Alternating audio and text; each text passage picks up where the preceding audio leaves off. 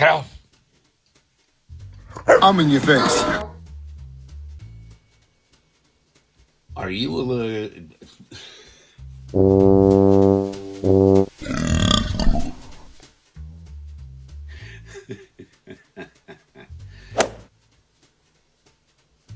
Are you aware of my little green friends here? It's not a dude and a mini-me. It's actually two versions of Master Chief. A 4-inch scale and a minifigure scale. If you're not aware of Halo, you've probably been under a rock. Now it's spawned a billion different sequels. Paramount is betting that they're going to sell you a TV show that's going to go along with an action figure line that, like everything else due to COVID, is completely thrown off schedule. So today we're going to take a little look at Halo.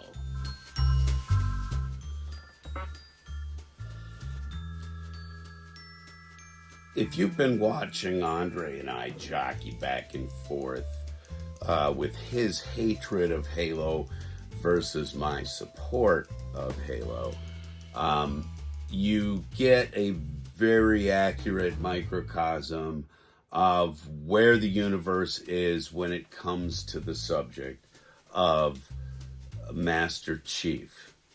Where in the universe now of Halo, because it's like Lord of the Rings or anything else unnervingly nerdish. Where does Paramount's series fit? We'll see. Apparently it's following some sort of timeline that sort of works with the first couple of video games, so I think I'm going to be fairly happy with it.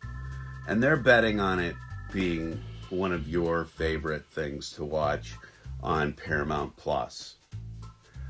I don't have Paramount Plus. I'm not going to get Paramount Plus to watch this, though I'll tell you what, they're stacking the chips up in their favor because I do enjoy Star Trek Discovery. So if this is going to be as good as the Star Trek Discovery stuff has been, then I'm all on board. It looks like it's going to be very well produced. There's going to be a whole raft of characters, both human, superhuman, and alien, to hit this show from the games and such. So I'm excited for that, because this really is kind of a very cool story, and it's not only just a great selling video game, okay? Which it was. It was one of the best selling games on consoles, and it went forward from there like a wildfire. Like I said, it's created a universe that is now running on its own, with fans that will overrun the creator if they say something that doesn't quite jibe with fandom. You know what I'm saying? So it's very heated. You either like them or you don't. I like them, and I do like these figures that have been coming out. So we're going to take a little bit of look at more Halo stuff here on today's Monkey Shine Lab, everybody. I have two lines that I like to focus on in this hobby of the Halo action figures. One is the minifigures, and the other is the 4-inch scale. The reason why I really like these is because they both strike a really good price point. If you're going to pick up the minifigures, you can do that for about maybe, between $3 and $5, let's say. They're very comparable to Lego minifigures, but I think that the detail is a little sharper. I like Lego minifigures please do not get me wrong. I have a growing crowd of them that I'm going to need to buy a piece of base plastic, the green grass, the big wide pieces. So I'm not bagging on Lego versus these minifigures. What I'm saying is that they do have a lot more detail, and they represent the characters in the game, in the movies, in the books, and all that other jazz. They do it well. So I'm going to take the minifigure away. Mainly right now, I'm going to focus on a couple of other figures in the 4-inch line. You can't see it very well, but this is all show ideas.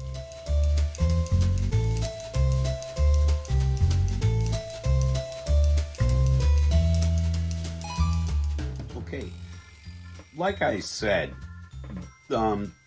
things got all jumbled up with COVID and things being produced, things being released, everything from toys, TV, all forms of entertainment had a big old put on them. So a lot of things have been kind of coming out herky-jerky, and when the factories could get around to hitting them and getting them into their clamshells and getting them across the sea, it all sounds like a hell of a lot of effort just for a toy. But Santa does it all the time. So, I guess we can thank the Chinese. Thank you, China. We start off with our protagonist here, who is a sort of super soldier, if you will, kind of a Captain America. One of the reasons why people bash on it. The other reason why people bash on it was a purely video game reason attached to him being a superhuman, but I'm not going to get into that. If you want to get into the nitty-gritty of how the fans picked apart the video games, you can go find all of that stuff on somebody else's channel, better cataloged and better presented than I'm going to do for you here now with that. So anyway, this is just purely about these figures that have come out in sort of this weird fashion. Like, they just started popping up and appearing. And it was like, okay, well, they're pushing Fortnite. Why not push these figures too? They tried once, and it didn't really work all that well, as I recall. But, like I said, Paramount Plus, they're coming for your money. And so in addition to the jackals, these guys, I have his shield is somewhere, but he has an arm energy shield that he can deflect certain types of shots with. You meet up with these guys fairly early on, and the jackals are a little bit tougher than your regular grade little grunts that are running around. Easy to pick off. These guys have got a little more firepower, and they do a little more damage. And then after that, you start running into these guys, which are snipers. So they've got the really cool sniper outfit and the really cool, ability to see a long way with their little optics there. As you start, getting it further into the game, then they throw the elites at you.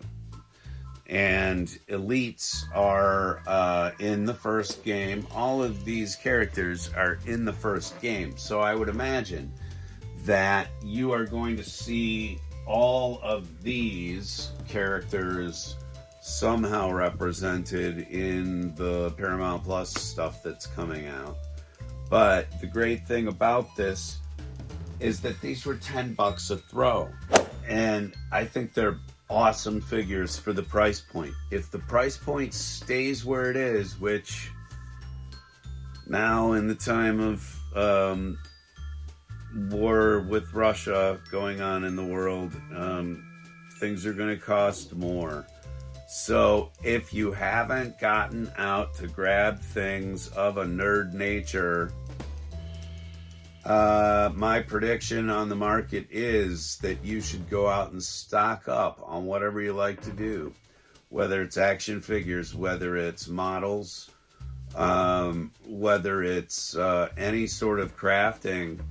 Prices are going to go up on all of this stuff. My wife said, prices are going to go up, and I said, well, why wouldn't they? You know, we got everybody in a tizzy, and they have a damn good excuse. Why not cut the rations of Oreos that are going out the door?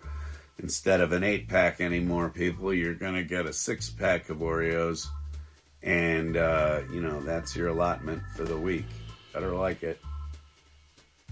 I'm kidding. Things aren't going to get that dire, but prices in hobbying have already escalated in the last 5 years that I've seen. So I would encourage you, if you do want to get some things and stash them away for the rainy day, now's a good time.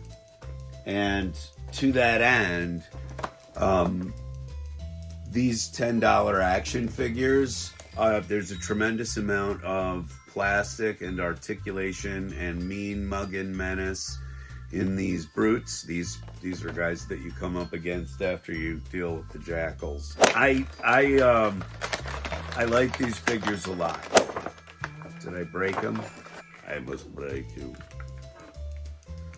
Oh, well, he's got a rather intimidating thing. It includes a game add-on. Oh, it's for Halo Infinite.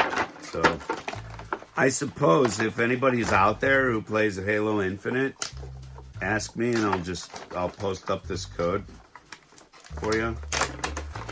You can have the in-game stuff from they give you a card for and you scan it into your Xbox. It's got a code on the back. Anyway, packaging aside, they give you a cool little base, and the thing that I like about these is that they do, in fact, actually clip together. So if I wanted to make these guys all one sort of stand across the way, you can clip these together really easily. And so, folks, if you have kids that want to have these figures and, you know, they want to play around with them, you could even, you know, glue these pieces down on a board, and then you have a place for them all to go, which is nice. Try a shot. I feel like Arnold Schwarzenegger and Demolition Man. Some of you will get my reference on that movie. He hits the floor like a big floppy wet fish, naked. So hot. Anyway, this is what you call a brute. The fins on his helmet are going to need a little bit of hairdryer love, because popping them out of the I actually just kind of bent it back with the heat of my fingers. I'm hot-blooded. So anyway, this guy's what they call a brute, all right? And I've already shown, I believe, where is he? Oh, I totally forgot about you, bro. I have the brute captain, which then is the commander of the brutes. This is a brute chieftain. Captain, or no, maybe this is the chieftain. And this is the captain. I don't know. It doesn't really matter because this is all about, imagination. You're not the boss of me. We'll all be an action figure for a day. Actually, that'd be terrifying because people twist your head around. Why is that always the first go-to thing? With this guy, the articulation is pretty good. They've got, as you can hear, they've got hinged joints up there that just hold in place. You've got a single elbow, single bend at the elbow, single bend at the, it's double bend at the knee. So it's single at the elbow, double at the knee, and you've got a rocker forward-facing pin for the foot. So you do have lots of foot placement ability. I don't know. Very nice, very cool, very imposing figure that you can use with a lot of different stuff. And by the way, his helmet comes off. Yes, to reveal a fairly detailed, fairly cool face paint and sculpt, he's got a lot of expressive nature to that head, so he can get some sass going on there with his helmet off, or with his helmet on, or with his helmet sort of, back like a lineman, waiting for the next play.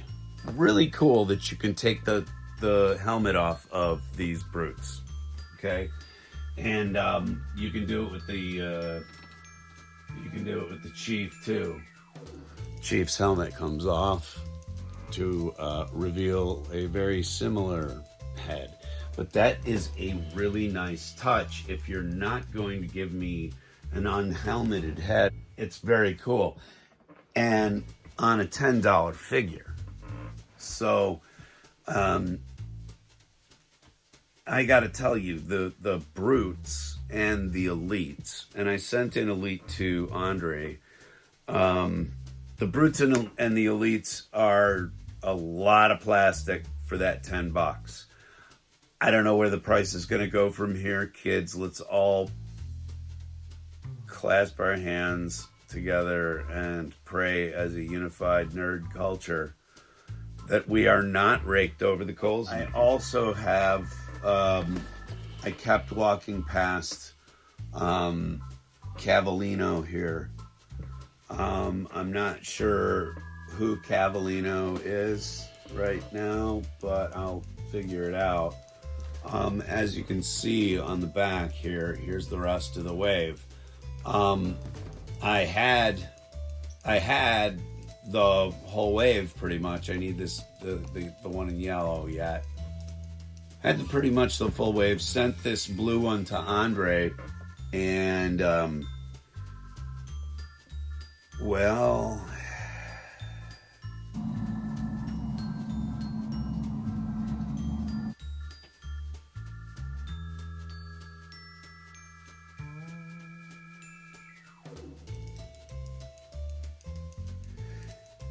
yeah. Anyway, I think he still has the blue one, so I'm still hoping one day that he will take it out of the package and see whether or not he actually appreciates the blue elite if he didn't burn it up. But I'm gonna open Cavallino here. Double tray. So much plastic. Anti-plastic stand. Cavallino here comes with the bullpup shotgun from the game. Like I said, the detailing and this is meant to look rough. It is meant to look painted on, and the armor is meant to look battle worn. You have single elbows, of course, still rocking trying to get rid of all the single elbows that they've got stacked up in a box. They do actually give you a double knee. He can kick his own ass, as the saying goes. And also do some really expressive, kung fu kicks and all that other fun stuff.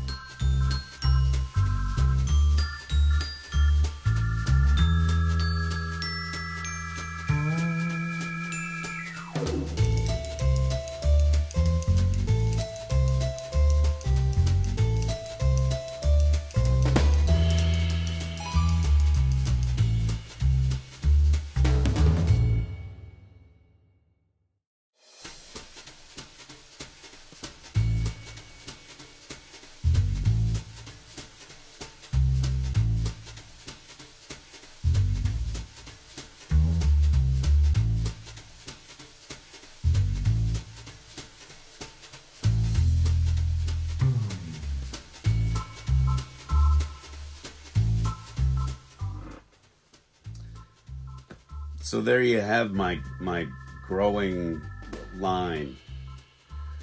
I almost said my growing 4-inch line, but I knew that wasn't anything good. Definitely bound for the cutting floor.